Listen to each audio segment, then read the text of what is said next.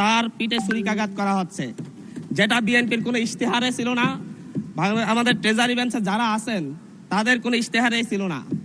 আমাদের বিএনপি দলীয় যেই ইশতেহার ছিল 31 দফা, 31 দফার 20 নং দফায় ছিল যে হচ্ছে মৃত্যু কিংবা কোনো দণ্ডে দণ্ডিত হওয়ার আগ পর্যন্ত কোনো সিটি কর্পোরেশন, পৌরসভা কিংবা স্থানীয় সরকারের কাউকে অপসারণ করা হবে না। আমি বলছি বিএনপির এই 31 দফার 20 নং দফা কি বিএনপি ভুলে গিয়েছে, নাকি মেজরিটি পাওয়ার, আলটিমেট মেজরিটি পাওয়ার মধ্য দিয়ে তারা আসলে আরেকটা আওয়ামী লীগ হয়ে ওঠার চেষ্টা করতেছে?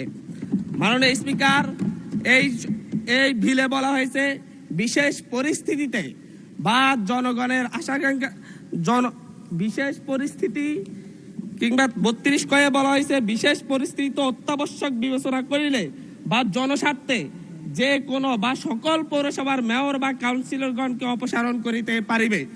এই জায়গায় আমি বলতে চাচ্ছি মাননীয় স্পিকার, বিশেষ পরিস্থিতি বলতে কোনটি? আমাদের যে অধ্যাদেশ জারি করা হয়েছে সেই অধ্যাদেশ মূলত ফ্যাসিবাদের বিরুদ্ধে যখন বাংলাদেশে একটি সফল গণঅভ্যুত্থান হয়েছে, সেই গণঅভ্যুত্থানের মধ্য দিয়ে যখন যারা ভোট চুরি করে স্থানীয় সরকারের বিভিন্ন প্রশাসনের চেয়ার দখল করে রেখেছে তাদেরকে অপসারণ করার জন্য এই আইনটি, এই অধ্যাদেশটি জারি করা হয়েছিল। বিএনপি কি বর্তমান সরকারকে বিশেষ পরিস্থিতিতে বলতে আগামীতে বিএনপি যেই পথে হাঁটছে সেই পথে আরেকটা অভ্যুত্থানের আশঙ্কা করতেছে কিনা, যে আর মধ্য দিয়ে মূলত আবার বিএনপি দলীয় চেয়ার জবরদখলকারী যত যে প্রার্থীরা থাকবে তাদেরকে অপসারণ করার জন্য এই আইন করা হচ্ছে কিনা। আমি জানি না আসলে বিশেষ পরিস্থিতি বলতে কোন বিশেষ পরিস্থিতিকে বোঝানো হচ্ছে এই আইনে। এটা একটি কালো আইন হিসাবে বাংলাদেশের গণতান্ত্রিক ইতিহাসে সবচেয়ে একটি কালো আইন হিসাবে থাকবে। আমি জিজ্ঞাসা করতে চাচ্ছি মাননীয় মন্ত্রীকে, বিশেষ পরিস্থিতি বলতে কি তার দলীয় এজেন্ডা বাস্তবায়ন না করলে তাদেরকে অপসারণ করা হবে, নাকি হচ্ছে দখলদারিত্ব না মানলে অপসারণ করা হবে, নাকি অবৈধ সুবিধা না দিলে অপসারণ করা হবে? এটা কোন সময়ে কোন বিশেষ পরিস্থিতিতে অপসারণ করা হবে তার সুনির্দিষ্ট কোনো ব্যাখ্যা নেই। এর মধ্য দিয়ে মূলত স্থানীয় নির্বাচন এবং গণতন্ত্রের ফিটে ছুরিকাঘাত করা হচ্ছে।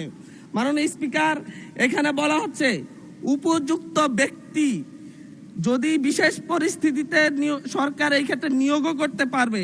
এ আইনের অন্যান্য বিধান কিংবা আপাতত বলবৎ অন্য কোনো আইন যাহা কিছুই থাকুক না কেন, সরকার বিশেষ পরিস্থিতিতে অত্যাবশ্যক বিবেচনা করিলে জনস্বার্থে কোনো পৌরসভা উহার কার্যাবলী সম্পাদনের উদ্দেশ্যে একজন উপযুক্ত ব্যক্তি বা প্রজাতন্ত্রের কর্মে নিযুক্ত উপযুক্ত কর্মকর্তাকে পরবর্তী আদেশ না দেওয়া পর্যন্ত প্রশাসক নিয়োগ করিতে পারিবে। উপযুক্ত ব্যক্তি বলতে কি হচ্ছে দলীয় কোনো নেতা কিংবা লাঠিয়াল হবে, নাকি হচ্ছে কোনো মন্ত্রী এমপির সন্তান হলেই হবে? এটা উপযুক্ত ব্যক্তি বলতে কাকে বোঝানো হচ্ছে তা কিন্তু আমরা বুঝতে পারছি না মাননীয় স্পিকার। মাননীয় স্পিকার, এর মধ্য দিয়ে নির্বাচিত প্রতিনিধিদেরকে সরিয়ে অনির্বাচিত শুধু মামা খালুর জোরেই বিভিন্ন প্রশাসনে, বিভিন্ন পৌরসভা মেয়র কিংবা কাউন্সিলর পদে কিংবা সিটি কর্পোরেশনের মেয়র কাউন্সিলর পদে দলীয় নেতাদেরকে বসানোর একটি ফাইতারা করা হচ্ছে। মাননীয় স্পিকার, আমরা কোনো কথা বলতে গেলেই আমরা দেখি যে হচ্ছে বিভিন্ন সময় যখন হচ্ছে আওয়ামী সংসদ ছিল, ফ্যাসিবাদের সংসদ ছিল, তখন স্বজন হারানোর বেদনা উঠে আসতো মাননীয় স্পিকার। এখনো দেখা যাচ্ছে আমরা যখনই গণতন্ত্রের কথা বলি, যখনই স্থানীয় সরকারকে আমরা শক্তিশালী করার কথা বলি, তখন বলা শুরু করে আমরাই তো গণতন্ত্রের প্রবক্তা, আমরাই তো নতুন করে বাংলাদেশকে গণতন্ত্র উপহার দিয়েছি, আমরাই তো বাংলাদেশে নতুন গণতন্ত্রের পুনর্জন্ম দিয়েছি। 17 বছর ধরে আমরা লড়াই করেছি। 17 বছর ধরে লড়াই করেছেন বলে বাংলাদেশের গণতন্ত্রকে আবার গলা টিপে হত্যা করার সুযোগ নেই। আবার মাগুরা নির্বাচনের মতো আজকে বগুড়ার নির্বাচন এবং শেরপুর নির্বাচনের কারচুপি দেখেছি আমরা মাননীয় স্পিকার। আমরা যখনই ফেসবুকে ঢুকি, আমরা যখনই দেখি যে বিভিন্ন সংবাদ মাধ্যমে ধারের শীষে ছাপ্পা সিল মারা হচ্ছে মাননীয় স্পিকার। আজকে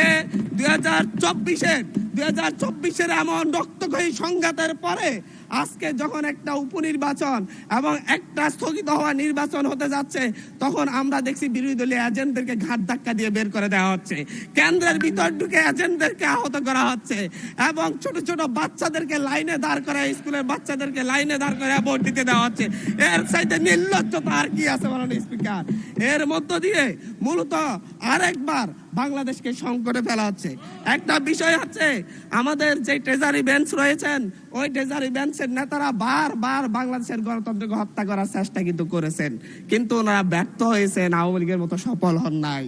1994 সালের মাগুরার নির্বাচনের মধ্য দিয়ে ওনারা চেষ্টা করেছিলেন একতরফা নির্বাচন করে টিকে থাকতে।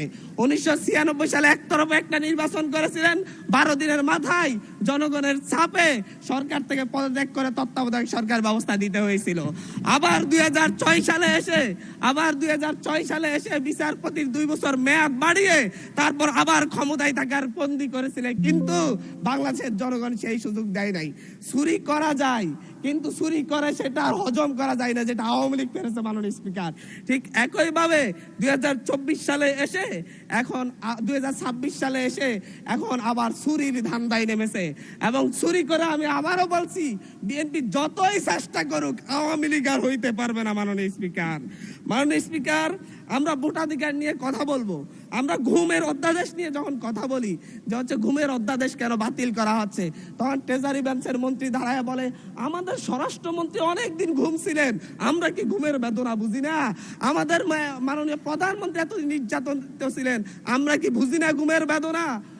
শেখ হাসিনার মতো স্বজন হারানোর বেদনা এত বেশি বুঝেন, কিন্তু এই ঘুমের অধ্যাদেশ, ঘুমের তদন্ত করতে হলেই আপনাদের সরকারি কর্মচারীর বিরুদ্ধে তদন্ত করতে হলে সরকারেরই অনুমতি লাগবে, সেই আইন করে যাচ্ছেন।